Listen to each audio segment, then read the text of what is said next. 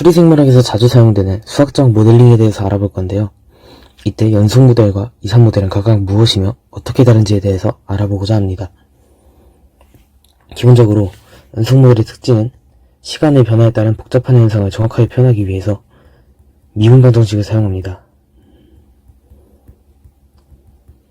이때 시간 t에 대해서 ft=로 미분방 정식을 사용한 개체수를 나타내는 것이 특징입니다. 이산 모델의 경우 많이 찾아보지 못하셨을 걸로 생각되는데요. 기본적으로 많이 사용되지 않는 모델이기 때문에 찾기가 힘들었을 걸로 생각됩니다. 이산 모델에 대해서 알아보자면은 기본적으로 연속적인 시간의 변화를 수리적 모델로 구축하기에는 미분방 정식을 이용하는 연속 모델이 용이합니다. 하지만 모든 성장 모델이 연속 모델을 이용하는 건 아닌데요. 만약에 1년에 한 세대를 지나는 곤충의 개체군 동태를 한번 생각해보게 될 경우 이 곤충에 대해서는 시간 t에 대한 연속적인 개체수를 알아보는 것보다는 어느 해의 개체수에 대해서 다음 해의 개체수를 계산하게 되는 모델이 좀 더 바람직한 모델이라고 생각해 볼 수 있습니다. 이런 식으로 인접한 세대가 서로 겹치지 않고, 즉 연속되어서 계속 이어지는 것이 아닌 계속 끊겨있게 된다면 연속 모델보다는 오히려 이산 모델이 좀 더 용이하다고 볼 수 있습니다. 그래프로 그려보자면 연속 모델의 경우 그래프를 그렸을 때 어느 정도 이어지는 이런 식의 그래프를 가지게 되지만 이산 모델의 경우 특정 해에 대해서 다음 해를 예측하는 것이기 때문에 이런 식으로 불연속적으로 점으로 각각의 이제 연속되는 구간에 대해서만 알 수 있는 것을 특징으로 가집니다. 여러분이 이산 모델을 이해하는 데 도움을 줄 만한 간단한 예시를 들어보도록 하겠습니다. 이거는 벌의 개체수를 조사하는 모델인데요. 아주 간단한 모델인데 여왕벌의 경우에는 하나의 수벌과 하나의 여왕벌 사이에서 태어나게 됩니다. 그리고 수컷벌의 경우에는 하나의 여왕벌에게서 태어나게 되죠. 이때 그러면은 이 한 수벌에 대한 조상의 수를 조사하기 위한 그림인데 여기서 보면은 아까 여기 있는 그림들이 계속 이어져서 나오는 걸 볼 수 있습니다. 만약에 n번째 이 수벌의 n번째 조상을 알아보고 싶다라고 한다면은 첫 번째 조상은 자신의 여왕벌이 하나, 두 번째 조상은 그 여왕벌의 아버지와 어머니 둘, 그리고 그 다음에 3, 5 이런 식으로 가게 될 것입니다. 네, 어디서 많이 본 숫자일 수도 있는데요. 바로 피보나치 수열입니다. F1을 1로 갖고 F2를 2로 갖는다고 했을 때 Fn은 Fn-1과 Fn-2 합으로 나타나는 피보나치 숫자인데요. 이 피보나치 수열을 이용한 모델도 이산 모델의 하나의 예시라고 볼 수 있겠습니다. 여기서 이 모델에서 이러한 피보나치 수열이 나타나는 이유는 이러한 특정 세대에 대해서 이 세대의 모양이 여기서 반복이 되고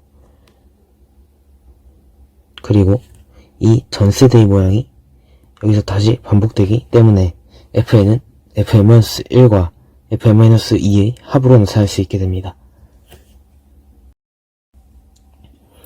다음으로는 고전적 인구 모델에서 다룬 로지스틱 성장의 이산시간 모델을 생각해 볼 겁니다. 즉, 아까와는 다르게 조금은 더 복잡한 이산 모델에 대해서 알아볼 건데요. 주로 XT를 T번째 세대의 개체수라고 하게 된다면 기본적인 로지스틱 성장 모델은 아래와 같이 표현됩니다. 여기 있는 이 식과 같이 표현되게 되고요. 이러한 개념을 바탕으로 하는 모델인 베보톤 홀트 모델에 대해서 생각을 해본다면 베보톤 홀트 모델은 시간에 따른 개체군의 변화를 t+1시간과 t시간에 대한 점관계로 표현하고 있습니다. 우리가 흔히 봤던 미분방 정식꼴의 로지스틱 모델과는 다르게 점관계로 표현하고 있기 때문에 이는 이산 모델이라고 할 수 있습니다. 여기서 nt는 t시점에서의 인구수이고 n0는 초기 값이므로 항상 0보다 크다고 간주해야 합니다.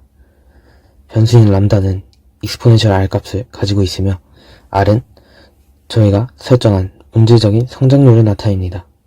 t는 환경에 대한 수용력인데요. 베보톤 홀트 모델을 토대로 응용된 모델인 리커 모델도 존재합니다. 리커 모델의 구성은 아래와 같은데 베보톤 홀트 모델보다 약간 더 복잡해진 모델로 익스포넨셜을 사용하여서 nt+1이 nt에다가 익스포넨셜 r의 1-k분의 nt 라고 계산을 하게 되는 모델입니다. 여기에서 이 두 함수의 차이점을 볼 수가 있는데요. 베버턴 홀트 모델의 경우에서는 이 fn에 대해서 n을 무한대로 보내는 극한을 취하게 되면은 기본적으로 n이 무한대로 갔을 때 무조건 이 리미트 값이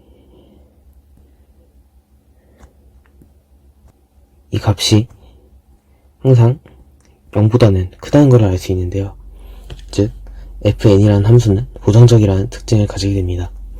하지만 이 아래에 나와 있는 리커 모델의 경우에는 만약에 같은 방식으로 n을 무한대로 보낼 때 fn을 취해주게 되면은 이는 0에 수렴하게 됩니다. 즉 성장 함수가 초월 부정적이라는 특징을 가지게 됩니다. 실제로 이러한 점에 의해서 베버턴 홀트 모델의 경우에는 1938년부터 2003년까지 북미 흰 두루미의 개체 수의 변화량에 적용되어서 실제 표본 조사와 거의 일치하는 연구 결과를 이끌어내기도 했다고 합니다.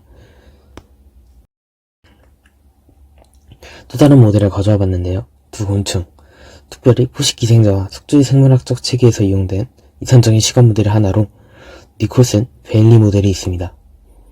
NT의 경우에는 T세대에서의 숙주의 밀도를 나타내고 PT는 반대로 T세대에서 포식기생자의 밀도를 나타냅니다.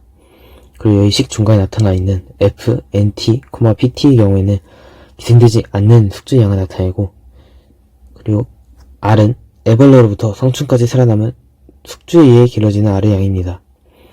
그리고 마지막으로 이 아래에 있는 E의 경우에는 하나의 숙주에서 포식기생자에 의해 애벌레로부터 성충까지 길러지는 R의 양입니다.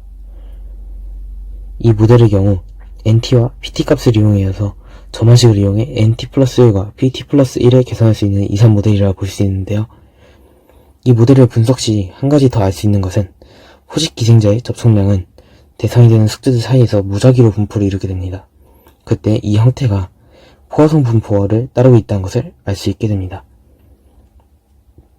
이번 영상은 여기까지 하도록 하고요. 다음 영상에서는 이산 모델의 그래프에 대해서 알아보도록 하겠습니다.